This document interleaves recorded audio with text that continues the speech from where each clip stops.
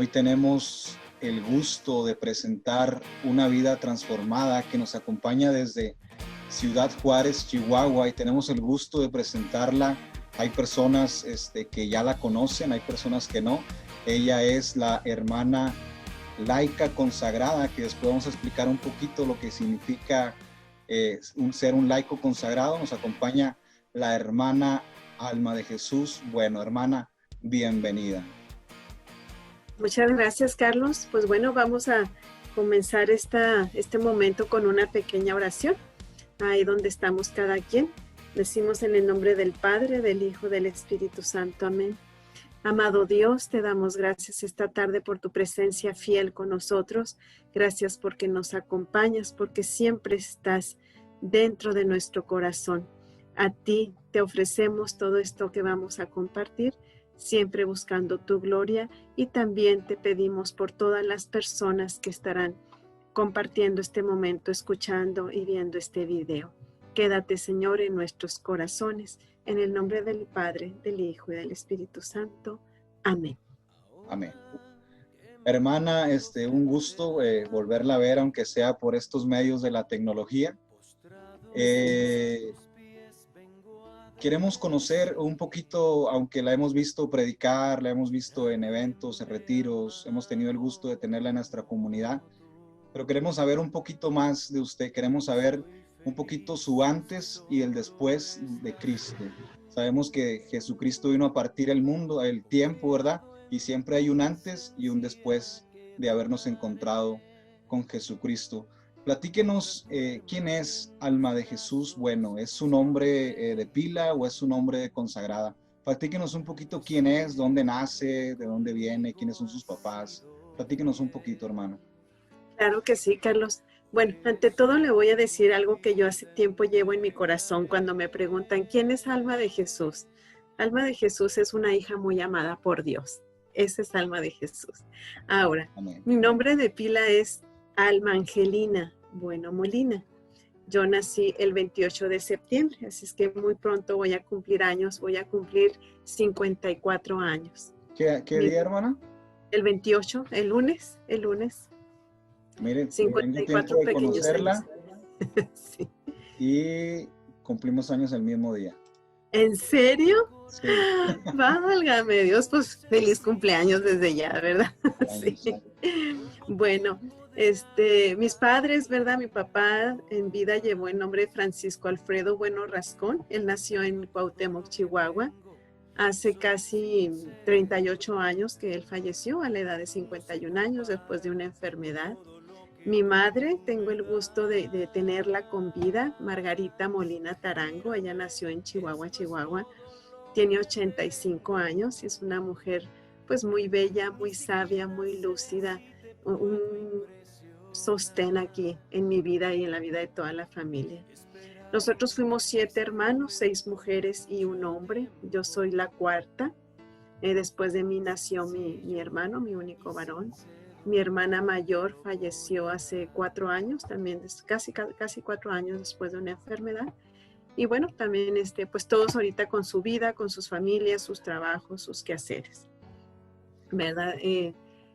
Pues mi nombre, Alma de Jesús, es mi nombre por mi consagración.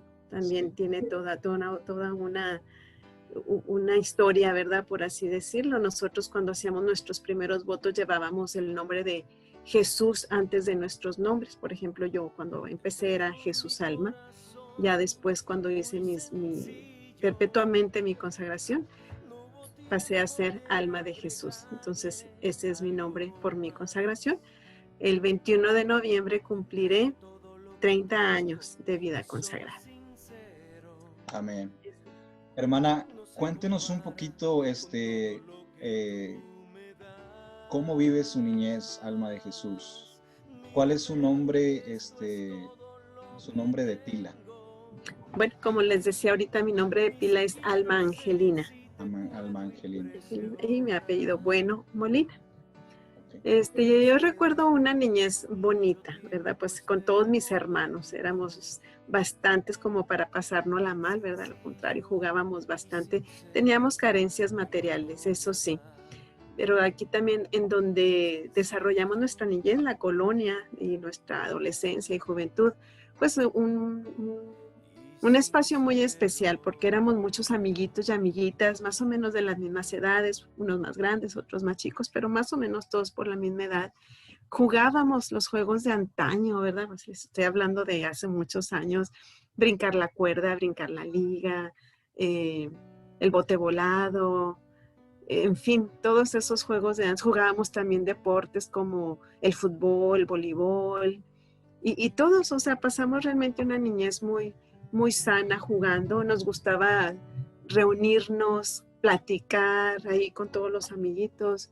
Nos gustaba bailar a todos, entonces hacíamos fiestas aquí en la colonia. Nuestros papás también eran todos amigos. Entonces realmente es una niñez que, aunque con carencias materiales, muy bien vivida, muy bien disfrutada, ¿verdad? De golpes, de caídas, de todo eso. Así es. De mi adolescencia. Sí, perdón, dígame. No, le iba a preguntar, ¿a los cuántos años, hermana, de edad usted tiene su encuentro? Bueno, antes de su encuentro quisiera preguntarle un poquito de su juventud. ¿Cómo vive su juventud? ¿Fue una juventud de rebelde o siempre fue la niña bien portada? ¿Cómo vive su juventud, la hermana Alma? No, pues sí, ¿verdad? Como toda joven, con sus rebeldías, ¿verdad? Con sus ilusiones, sus esperanzas, como toda joven. Tengo recuerdos muy bonitos. De hecho, por ejemplo, en la secundaria me tocó un grupo muy padre que todavía hace unos años nos volvimos a reunir y tenemos recuerdos muy sanos. Nos gustaba jugar, nos gustaba hacer muchas cosas así todos juntos. Cuando nos reunimos ya 40 años después, ¿verdad? Somos los mismos, nos acordamos de las mismas cosas, nos reímos de las mismas cosas, ya no son papás, abuelos, toda esa parte de mi juventud. O sea, también la viví, la disfruté. Pero tengo también dos recuerdos tristes de mi juventud, de adolescencia, más bien pues 16 años, es la enfermedad y la muerte de mi papá. A los 14 años, mis 14 años, mi papá enferma. Mi papá era un hombre altote, así fornido, un hombre muy inteligente, todo nos resolvía. A él acudíamos en todo, entonces él al enfermarse cae en una silla de ruedas y se fue deteriorando. Entonces ver al roble de la casa, ver al papá, ver a la cabeza, irse haciendo pequeñito, irse consumiendo, ¿verdad? Él murió joven, 51 años, sin embargo parecía ya una persona bastante mayor porque se lo acabó la enfermedad. Entonces, verlo deteriorarse fue muy fuerte, fue muy duro. Verlo morir, pues también fue bastante complicado, difícil, porque pues nos cambió la vida, ¿verdad? Nos cambió. Eso nos obligó a tomar otro tipo de decisiones. Y en mi caso, ¿verdad? Una de las decisiones que tomé en ese tiempo fue empezar a trabajar a mis 16 años, porque pues por lo menos aportar para mis propios estudios, es lo que yo buscaba, no ser una carga, decía uno en ese tiempo, ¿verdad? Si no ayudo, por lo menos algo aporto. Sí. Así. Hermana, ¿a los cuántos años de edad usted tiene su encuentro personal con Jesucristo? Cuéntenos un poquito a los cuántos años y cuéntenos un poquito de ese momento, si hay un testimonio especial de ese momento. Sí, hay, Carlos. Y bueno, empiezo igual ahí, parto del fallecimiento de mi papá, porque cuando él muere, ellos nos inculcaron la fe de pequeños, por lo menos íbamos a misa, recibimos todos los sacramentos, pero cuando él muere yo también empiezo como en una búsqueda. Entonces recuerdo haber ido a un congreso. Aquí Juárez ha sido muy bendecido con los congresos juveniles, de hace muchos años. Fui a un congreso y ahí, 16, 17 años, yo siento el primer llamado, que en realidad no se puede explicar, ¿verdad? Yo simplemente en ese momento decía, yo quisiera cambiar el mundo, pero tenía una prioridad muy grande. Mi padre siempre nos dijo, como le decía, tuvimos carencias materiales, nos dijo, la única herencia que yo les puedo dejar es que estudien una carrera profesional. Entonces, sí, al morir él, eso se queda en mi corazón. Entonces, lo tenía como algo que quería lograr. No quería hacer nada que no fuera antes que estudiar una carrera profesional. Y así lo hice. Yo terminé mis estudios en el Tecnológico de Ciudad Juárez. Soy licenciado en contaduría y trabajé, ¿verdad? Les digo, desde los 16 empecé a trabajar. Entonces, cuando yo termino mis estudios, pues yo ya tengo experiencia porque trabajé justo en la contabilidad y a mis 22 años, pues ya termino mi carrera, consigo un trabajo ya administrando una empresa pequeña, tengo un salario bueno, me compro un carro, no nuevo, pero sí bonito. Entonces digamos que a mis 22 años, pues tenía lo que una chica, pienso yo, de 22 años puede anhelar. Y pues también caminando en una relación sentimental también. Y justo estoy en este culmen, digámoslo así, pero para esto, pues sí, yo fui alejándome de Dios. Digo, mis padres nos inculcaron la fe, pero ya después con toda esta dinámica en la que entré, de trabajo, de estudio, de todo, me alejé de Dios. No me enojé con Dios, simplemente me alejé. No lo tenía presente en mi vida. Y cuando estoy, le digo, en esta edad de 22 años, pues con todos estos logros y todo, ahí viene como un movimiento fuerte en mi vida que me hace saber y darme cuenta que necesito algo más, que necesito a alguien más. Y ahí aparecen 4 letras en mi mente. Dios. Ahí es como yo empiezo mi búsqueda con Dios. Y me fui de aquí de Juárez, me fui a los Estados Unidos, ya también fui a un congreso, pero yo ya con esa búsqueda, o sea, buscaba a Dios. Sabía que necesitaba a Dios, con esa inquietud. Y en ese congreso predicó un sacerdote que a mí me impactó, la verdad, la manera en que él predicaba la palabra y cómo se le notaba que estaba enamorado de Jesús. Nos habló del amor de Dios de una manera que yo lo experimenté ahí fuertemente, o sea, lo sentí. También es algo que pues, difícilmente se puede explicar, ¿verdad? Se vive, se siente, se palpa, cambia algo dentro de nosotros. Y eso fue lo que a mí me pasó. Tan fuerte fue el amor de Dios que yo experimenté a través de la manera de predicar la palabra de este sacerdote, su manera de celebrar la Eucaristía, cómo le hablaba a Jesús, que a mí me impacta, me llega. Y en ese mismo momento que yo me estoy encontrando con Jesús, yo le digo, es que yo te quiero entregar mi vida. Entonces fue un llamado así como de todo a todo, ¿verdad? Empiezo mi camino con Jesús, pero también siento el llamado. También lo siento en ese mismo momento y bueno, todo se acomoda, ¿verdad? Es una larga historia que aquí me podría pasar toda la noche porque me encanta recordarla. Hermana, en ese momento usted siente el llamado a la vida consagrada, en ese momento cuando usted tuvo su primera experiencia con Jesús, ¿o fue hasta tiempo después? No, fue en ese momento, pero déjeme le digo, siento el llamado. No sabría explicarle en ese momento qué llamado. Simplemente sentía un deseo, así un anhelo de entregarle mi vida a Dios. O sea, prácticamente de vivir enamorada de Jesús como yo veía que vivía ese sacerdote enamorado de Jesús y que lo veía feliz. Entonces, ese es el llamado que yo siento. O sea, descubrir hacia dónde iba pues fue con el tiempo, pero en ese momento yo siento un llamado a entregarle mi vida a Dios. Y hablo con este sacerdote, él después fue mi padre espiritual y él me encamina, pero le puedo decir, Carlos, que yo más o menos como que recuerdo que este encuentro al que fui fue como entre 12, 13 y 14 de septiembre del año 90, sí, 90, sí. Pues para el día 28 yo cumplía mis 24 años en aquel tiempo, entonces el encuentro lo tengo a los 23, poquitos días antes de mis 24. Y el 21 de noviembre de ese año yo estoy haciendo mi primera consagración, 2 meses después. Inmediatamente. Inmediatamente, yo digo siempre, dijo Dios, es que si no la agarro aquí, quién sabe. Sí, pero fue Hermana, y algo muy después de ese momento que usted tuvo su encuentro personal con Jesús al transcurrir de los años, siempre es una pregunta que yo le hacía a un amigo que yo y usted tenemos en común, Ariel Escárcega. Todo ha sido miel sobre hojuelas, hermana. Siempre el caminar con Jesús ha estado siempre en una línea alta. Le ha tocado caminar entre nubes, sudar agua bendita, como hay personas que piensan que nosotros por estar en el camino de Jesús es más fácil la vida, pero nosotros sabemos que al contrario, tenemos una cruz pesada que cargar. ¿Cómo ha sido su caminar, hermano?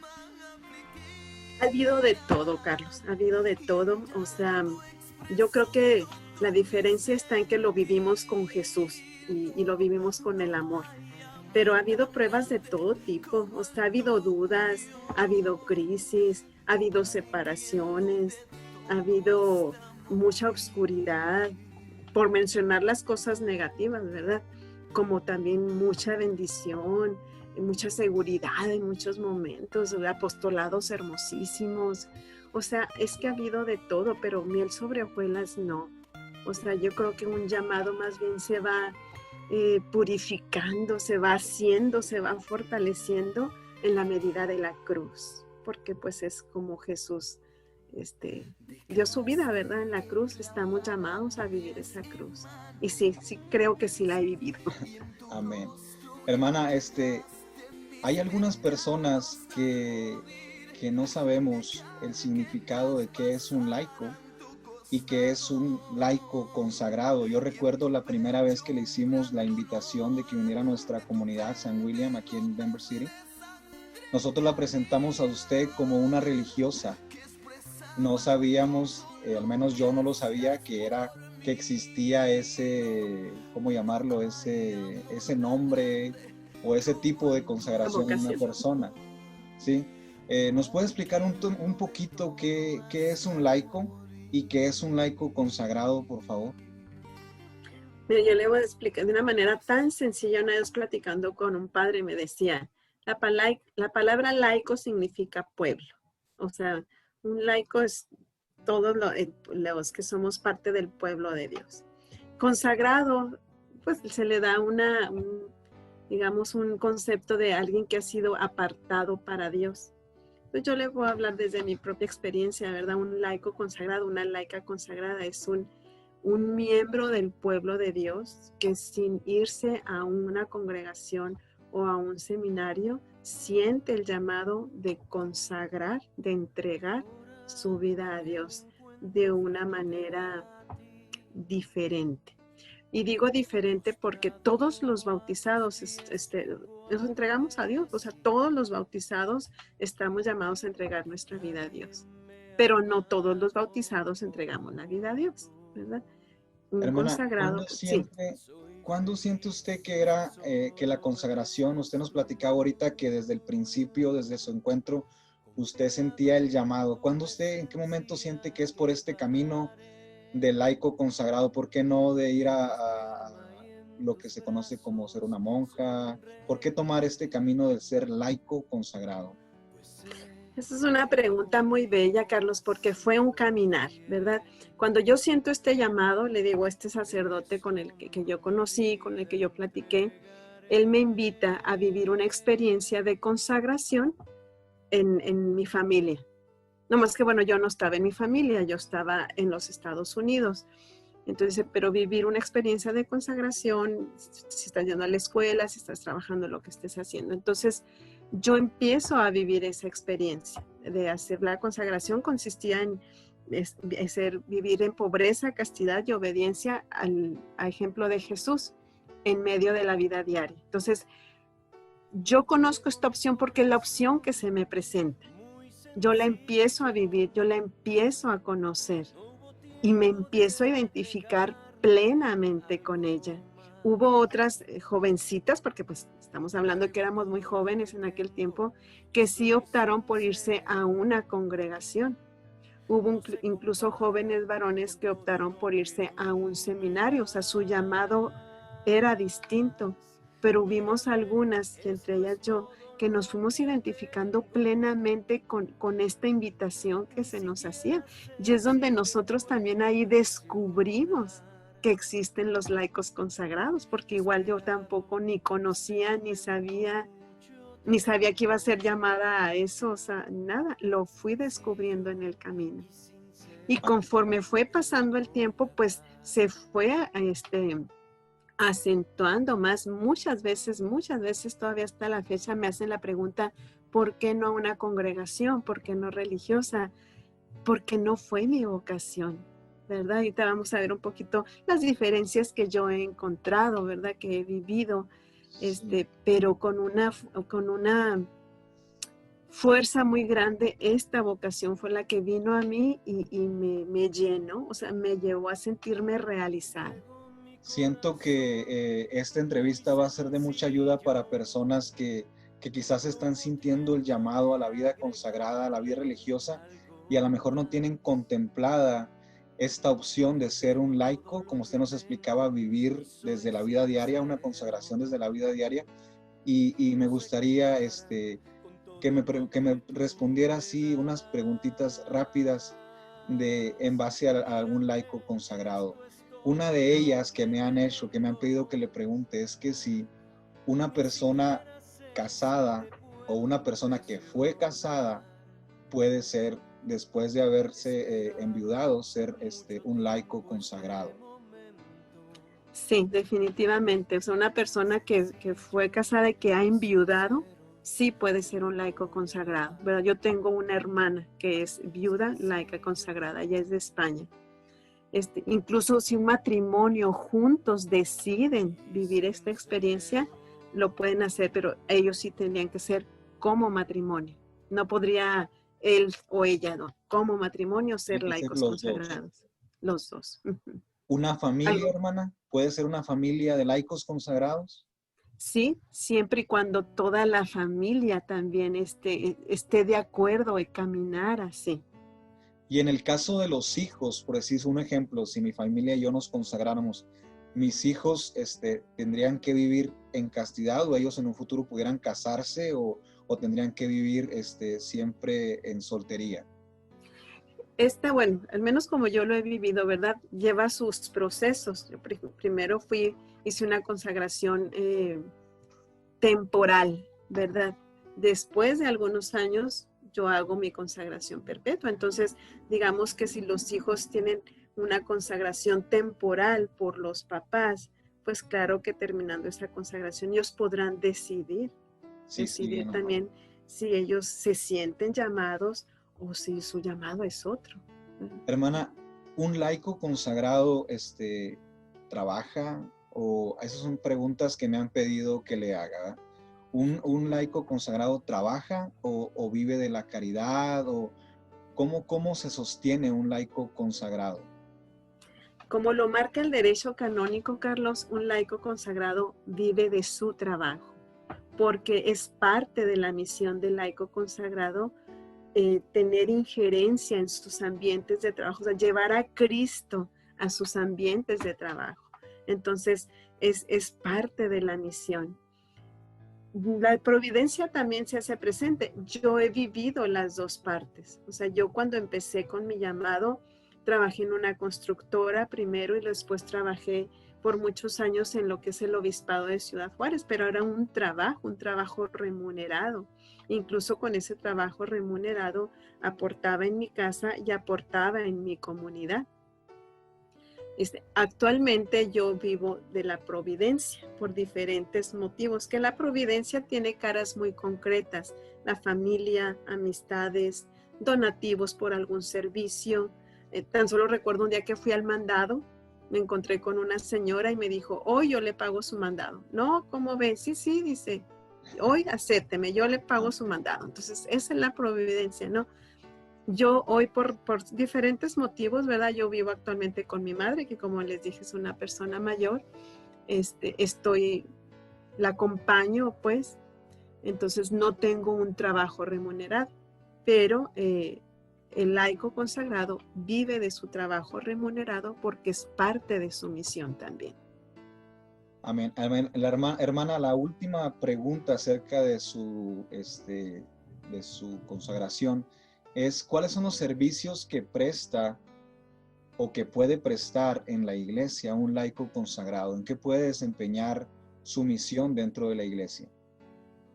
Bueno, en todo aquel apostolado al que se sienta llamado, para el que esté preparado y que esté avalado en este caso por su párroco o por el obispo, ¿verdad? Entonces, catecismo, predicación, canto, acompañamiento a jóvenes, repito, que se sienta llamado, que esté preparado y que esté avalado pues por la autoridad de la iglesia.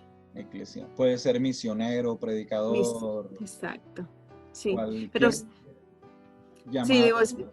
cualquier llamado, digo, pero siempre es bien importante, Carlos, aquí, o sea, el que esté respaldado por la autoridad de la iglesia.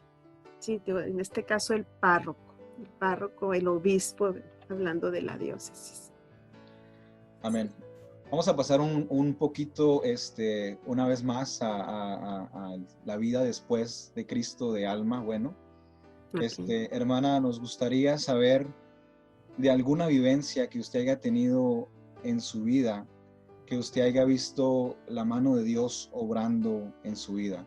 En algún momento de su vida usted ha visto la mano de Dios obrando, una enfermedad, la pérdida de un ser querido. Cuéntenos un testimonio que usted diga, Dios en ese momento me sostuvo.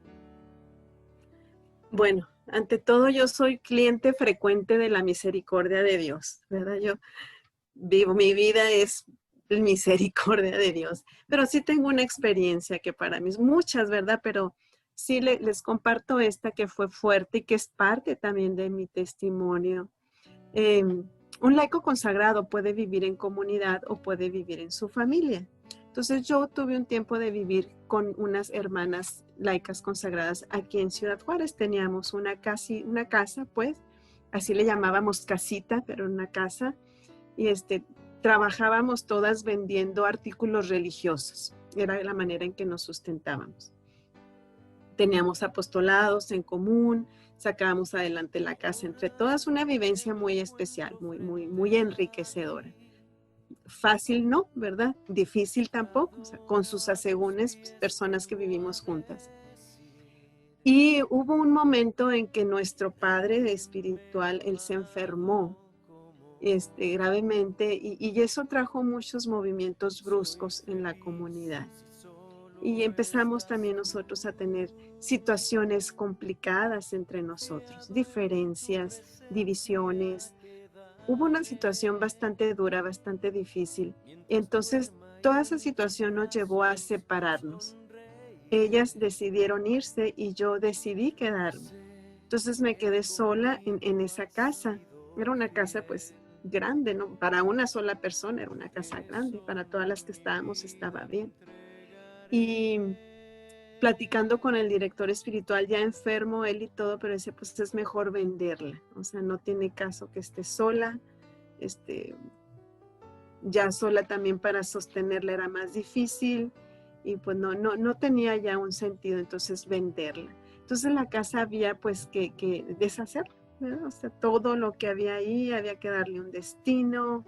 Entonces era una situación bastante emocionalmente, espiritualmente y físicamente complicado porque ahí había muchos recuerdos, muchas vivencias. Yo recuerdo que cada cosa que veía lo trajo tal hermana, esta lo trajo tal hermana de tal lugar, de tal misión, esta le gustaba a esta hermana. Entonces era deshacer una historia que se había construido con mucho amor, con mucho esfuerzo, con vidas. Era deshacer una historia y era difícil. O sea, tan solo ver la casa llena de cosas, ¿qué voy a hacer? Y bueno, todo lo que interiormente implicaba. Entonces me encomendé a Dios y le dije, en el día a día, Señor, en el día a día vamos a hacer esto. Y bueno, fue un palpar la misericordia de Dios tan grande porque puedo decir que Dios movió los hilos de las vidas de otras personas que vinieron a ayudarme en esta misión que yo decía era titánica, en todo sentido, repito, material, espiritual y emocionalmente. Recuerdo a una amiga muy querida, ella se había ido de religiosa un tiempo, pero había salido un tiempo. Entonces, ella fue a vivir a casa de su mamá en lo que resolvía su situación y todo. Y entonces ella vino a ayudarme. Venía a la casa, orábamos juntas, comíamos juntas y trabajábamos todo el día y todos los días guardando cosas. Tenía que mandar cosas hasta Ecuador, porque allá pues se iban a mandar, allá estaban otros hermanos. Otra providencia, sí que me acuerdo que un matrimonio que me invitó a dar un tema y ya cuando terminamos me llevaron a la casa y dije, pues en lo que se le ofrezca, en lo que podamos ayudarle. Digo, ¿no conocen ustedes a alguien que me ayude a pasar cosas de Juárez al Paso?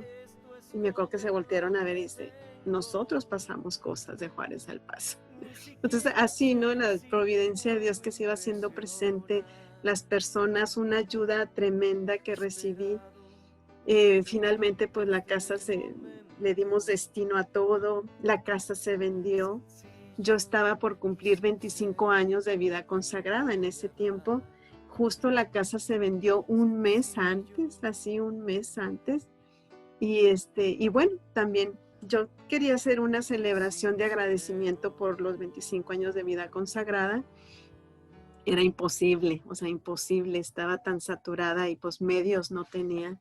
Bueno, pues sería contar muchas cosas, pero terminé esa misión, vendí la casa, entregué lo que tenía que entregar y tuve mi celebración de 25 años. Celebró la misa mi señor obispo con otros sacerdotes, celebrando 2 amigos diáconos muy queridos, que uno de ellos murió en esta cuarentena, un seminarista que me ayudó a preparar todo, toda mi familia presente, vinieron familias de fuera, amistades, una capilla, fue en el seminario, ahí me dieron la oportunidad de hacer la misa, una capilla llena y un convivio con 300 personas, con una comida muy rica, muy bien organizado por amistades, con una música de fondo, o sea, algo que jamás hubiera yo podido imaginar.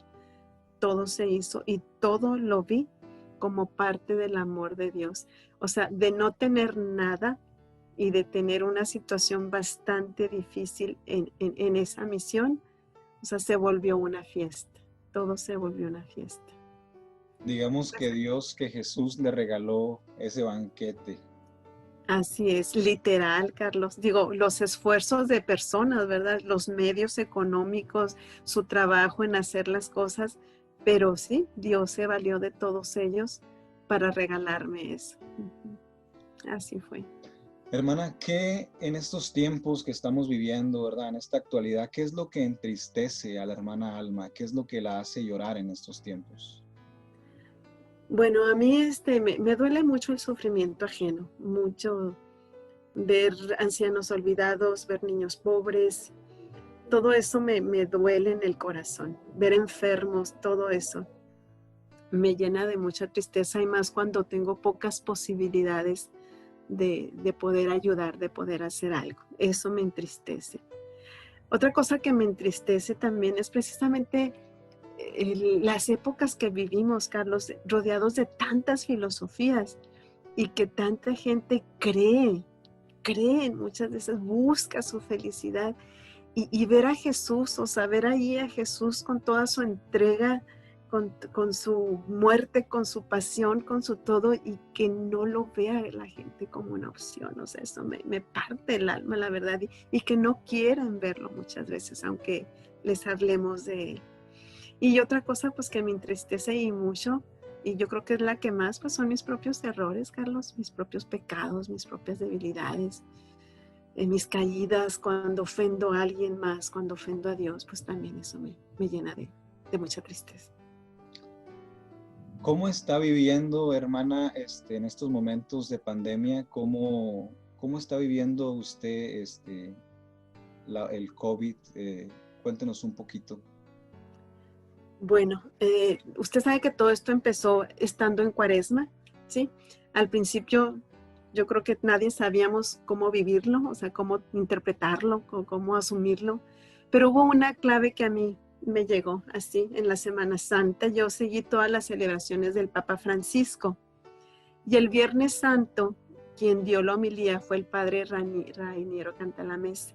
Entonces él dijo unas palabras que para mí fueron la clave. Él empezó diciendo, Dios está de parte nuestra, no del virus.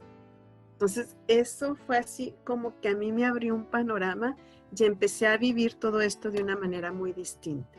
Desde la fe primero, ¿verdad? Obediente a todo lo que se pedía, pero más que todo viviendo de la fe, cubriendo a mi familia, a mí mismo, a mis seres queridos, al mundo entero con la sangre de Cristo. No me ha gustado mucho hablar de eso porque siento que cuando uno habla mucho de algo le da mucha fuerza, más fuerza de la que tiene. Entonces yo más bien empecé, en los poquitos apostolados que tuve, como el radio y todo eso, empecé a hablarle a la gente de vivir con la confianza puesta en Jesús y no con el miedo puesto en el virus, ¿verdad? Fue tratar de transformar eso, o sea, pensemos en Jesús, pensemos en Él. Y finalmente, pues yo creo, Carlos, que tengo amigos que murieron, o sea, tengo amigos que murieron, gente muy cercana que murieron y murieron del virus. Y veo el sufrimiento de sus familias. Sin embargo, Dios nos ha dado la capacidad de entender que también está en su plan, ¿verdad? Que también Él se ha valido de esto y que Él nunca los dejó solos, aunque hayan estado solos. Entonces, he tratado de vivirlo desde la fe, Carlos, digo, no dándole, o sea, dándole la importancia necesaria, pero no más allá, ni la fuerza. He querido darle fuerza a la fe, a la confianza en Jesús. Y aquí pues seguimos caminando en eso. He tratado de ser obediente a los protocolos y todo, pero siempre más bien con la mirada puesta en Jesús. Hermana, la semana pasada que platicábamos por teléfono, yo le hacía una pregunta, ¿cree usted que esto de la pandemia, estamos viviendo una guerra espiritual? Platicábamos por teléfono que se abrió todo, bueno, al menos en México, y lo último que se abrió fueron las iglesias, ¿verdad? Yo me ponía a reflexionar, fueron 4 o 5 meses de países o del mundo entero sin Eucaristía. Hubo la mayoría de las parroquias sin sacramentos, sin bautizos, sin confesión, sin Eucaristía. Estamos viviendo, hermana, realmente una guerra espiritual. Cuénteme un poquito qué es su punto de vista. ¿Qué es mi punto de vista? Pues definitivamente hay algo ahí, Carlos, ¿verdad? Nomás aclarando un poquito, Eucaristía sí no hubo el pueblo, no lo vivimos sí. El pueblo, nos faltó al pueblo, pero la Eucaristía fue algo de lo que siempre se dijo que no se deje de celebrar. La Eucaristía, que los sacerdotes no dejen de celebrar. Entonces, definitivamente todo esto nos ha enseñado algo, a valorar más la fe. Y yo pienso, Carlos, que de aquí yo pongo como dos vertientes, ¿verdad? Las personas de fe vamos a fortalecer la fe, pero las personas que no viven de la fe es posible que hasta se alejen más, porque por todo el contexto que se vive. Entonces siento que también esto viene a ser como un parteaguas en la vida de la humanidad con respecto de la fe, ¿verdad? Definitivamente algo nos ha enseñado, nos sigue enseñando y dice la palabra, ¿verdad?, que el que persevere hasta el fin se salvará. Entonces estamos llamados a seguir en pie de lucha, viviendo nuestra fe y tratando de comunicarla a quien todavía nos quiere escuchar. Amén. Eso amén. Pienso, Carlos. Hermana, solamente yo quiero platicarles un poquito de la hermana Alma. Tengo algunos años de tener el gusto de conocerla. Una vez me impresionó mucho, a lo mejor no sé si usted lo recuerda. Habíamos terminado de cantar en un retiro. Y por alguna razón, uno de los personas que tocaban la guitarra con nosotros estaba pasando por situaciones un poquito difíciles. Yo me acuerdo que usted se le acercó a esa persona, no sé si usted lo recuerde, y le pidió que si usted le podía dar un abrazo. cuando usted le dio un abrazo a ese muchacho, ese muchacho empezó a llorar de una manera sanadora, un llanto diferente. Y me acuerdo muy bien que usted ya platicó con él a solas. Y el muchacho me decía a mí, ¿por qué le dijiste a la hermana de lo que yo estaba pasando? Yo le dije, yo nunca había platicado de nada de lo que tú estabas pasando. Yo me quedé esa vez impresionado cómo Dios la usó de esa manera. No sé si usted lo recuerde, cómo el muchacho por medio de un abrazo sanó todo aquello que él traía. Yo solamente lo quiero poner como testimonio que usted es una persona que yo respeto y es de las personas que yo realmente sé que viven la fe.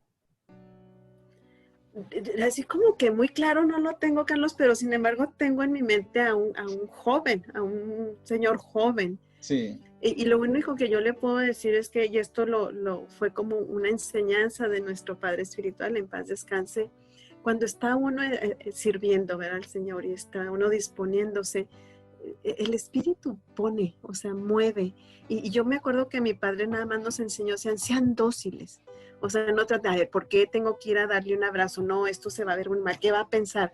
No, o sea, no piensen, no hagan conjeturas, simplemente si en tu corazón Dios está poniendo, acércate a tal persona, acércate, o sea, dale un abrazo, dile las palabras que el Espíritu te está poniendo, o sea, ser dóciles. Eso él nos motivaba mucho a hacerlo. Y bueno, no es tan fácil, Carlos, no es tan fácil ser tan dóciles a los movimientos del Espíritu, pero bueno, bendito sea Dios que en esa ocasión, pues creo me permitió ser dócil y yo creo que simplemente seguí lo que el Espíritu me dijo. Entonces, ahí el Señor hace su obra, ahí el Señor, somos meros instrumentos, ¿verdad? Lo importante de dejarnos usar, y esto todos, o sea, porque todos somos instrumentos de Dios, todos somos escogidos de Dios para acercarnos a los hermanos, ¿verdad? Con esa ocasión a lo mejor yo con este hermano, pero a lo mejor después también alguien conmigo ha sido instrumento, en fin, yo aquí aprovecharía para hacer así como una exhortación como me la hacía mi padre, estar abiertos a que el Espíritu nos use como instrumentos de sanación, porque hay algo también muy hermoso. Cuando somos instrumentos de sanación para alguien, también Dios sana algo en nosotros. Amén. Hermana, pues el tiempo se nos ha agotado. Ya me acaba de mandar aquí la aplicación que nos quedan unos minutos. Okay. Nada más para terminar, estoy seguro, por la gracia de Dios, esta es nuestra segunda entrevista. La primera entrevista creo que ha dado buenos frutos para la gloria de Dios. Y creo que esperemos que hay gente que siente esa espinita a la vida consagrada. ¿Qué consejo le pueda dar a alguien que esté pensando en consagrar su vida al Señor?